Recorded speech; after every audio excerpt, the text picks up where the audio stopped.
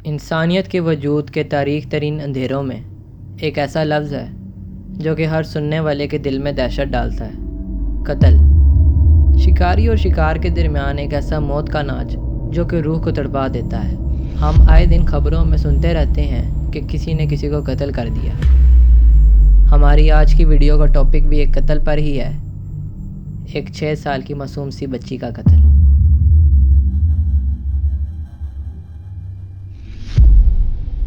अस्सलामुअलैकुम guys, welcome to Purp zone.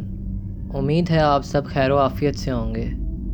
आज की वीडियो का टॉपिक है the unsolved mystery of John Bennett murder.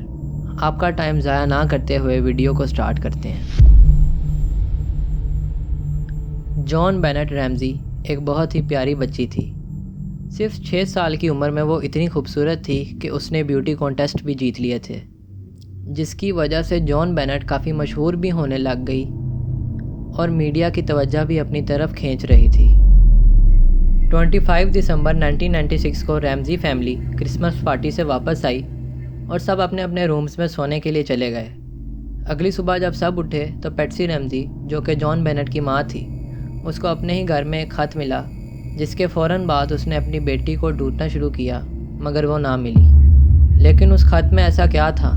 उस ख़त में लिखा था कि उसकी बेटी को किडनैप कर लिया गया है, जिसको पढ़ते साथ ही पैट्सी रैमज़ी ने पुलिस को कॉल कर दी।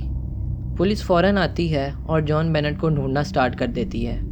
उनके घर में उस वक्त सिर्फ 3 लोग थे, जॉन बेनेट की माँ, उसका बाप और उसका भाई। उस ख़त में जॉन बेनेट के बदले पैसे मांगे गए थे। उस ख़त में लिखा गया था कि पुलिस को ना बुलाया जाए और अगर ऐसा किया गया तो वो जॉन बेनेट को मार देंगे। उस ख़त में उनकी कॉल आने का लिखा हुआ था, जिसका पुलिस और जॉन बेनेट की फैमिली ने काफ़ी घंटों तक वेट किया, मगर जब कोई कॉल ना आई तो पुलिस ने कहा कि आप अपने घर को चेक करें और देखें कुछ और तो मिसिंग नहीं। पुलिस की बात पर अमल करते हुए जॉन बेनेट के फादर बेसमेंट की तरफ गए, जहां पर उनको जॉन बेनेट की डेड बॉडी मिली। जॉन बेनेट के मुंह पर टेप लगी हुई थी और उसके गले के गिर्द एक रस्सी भी लिपटी हुई थी। उसके फादर ने बॉडी को उठाया और ऊपर बाकी लोगों के पास ले गए। पुलिस ये देखते ही बेसमेंट की तरफ गई और वहाँ पर इन्वेस्टिगेशन स्टार्ट कर दी। उसी बेसमेंट में एक खिड़की भी थी जो कि टूटी हुई थी। पुलिस को वहीं पर 2 अनजान फुटप्रिंट्स भी मिले। डॉक्टर ने जब मौत की वजह बताई तो सब हैरान हो गए।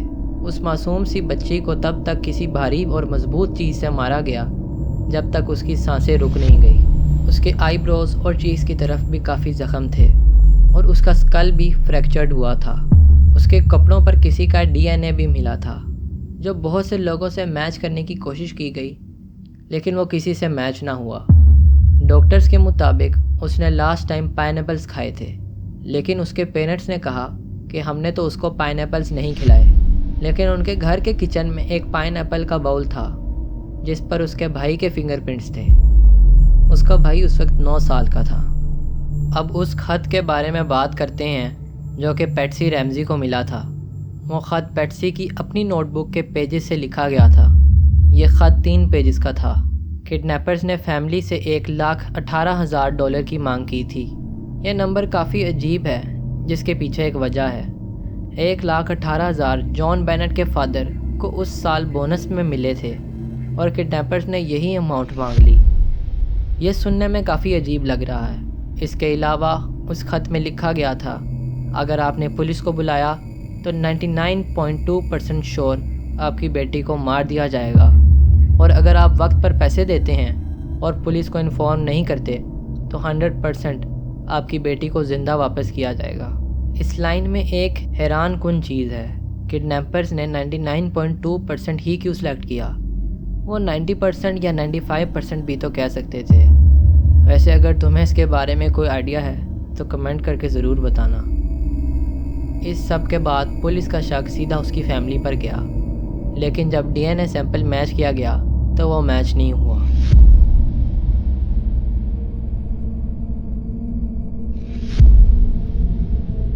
लेकिन एक बहुत पॉपुलर थ्योरी भी है, जिसके मुताबिक जॉन बेनेट के भाई ने उसको किसी भारी चीज़ से मार दिया।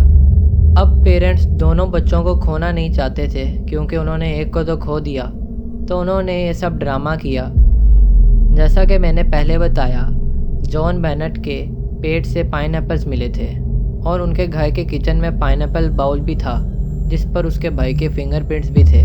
और ये भी कि जब पुलिस आई तो काफ़ी देर तक उसका भाई अपने रूम से बाहर ना आया था। उसके पेरेंट्स के मुताबिक वो सो रहा था। लेकिन एक और बात भी है, जब पैट्सी रैमज़ी ने पुलिस को कॉल की थी तो पीछे से किसी की आवाज़ आई जो कि लोग क्लेम करते हैं कि ये उसके भाई की थी। इन सब के बाद उसके भाई से काफ़ी इन्वेस्टिगेशन की गई लेकिन वो किसी रिज़ल्ट पे ना पहुंच सके। लेकिन आज भी बहुत से लोग इस थ्योरी को सच मानते हैं।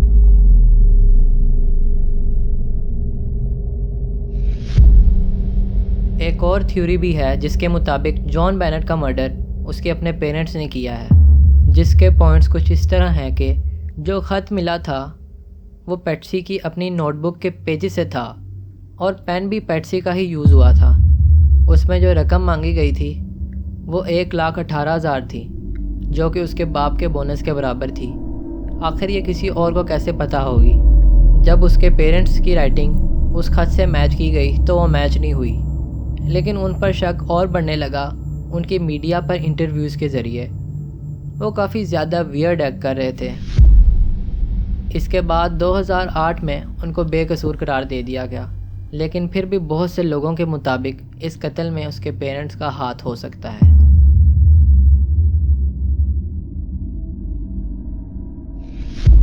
इस केस का एक और स्ट्रॉन्ग सस्पेक्ट भी था। ईयर 2000 में गैरी ओलिवा को ड्रग सेलिंग केस में अरेस्ट किया गया था। उसके बैग से जॉन बेनेट की फ़ोटो मिली थी। जब उससे पूछताछ की गई तो उसने कहा कि वो बच्ची इसको काफ़ी अच्छी लगती थी। गैरी के दोस्त से भी पूछताछ की गई तो उसने कहा कि इस इंसिडेंट के अगले दिन गैरी ने उसको कॉल की थी और उसको कहा कि मैंने एक बच्ची को हर्ट कर दिया है, और उस वक्त वो काफ़ी टेंशन में भी था।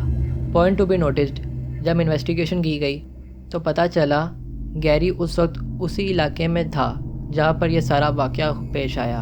लेकिन जब डीएनए सैंपल मैच किया गया तो वो भी मैच ना हुआ, जिसकी वजह से उसको बेकसूर करार दे दिया गया। आपके ख़्याल में कोई इतनी छोटी और मासूम बच्ची को क्यों कत्ल करेगा? आप भी अपनी अपनी थ्योरीज़ को कमेंट में बता सकते हैं। और अगर वीडियो अच्छी लगे तो लाइक, शेयर और चैनल को सब्सक्राइब भी करना।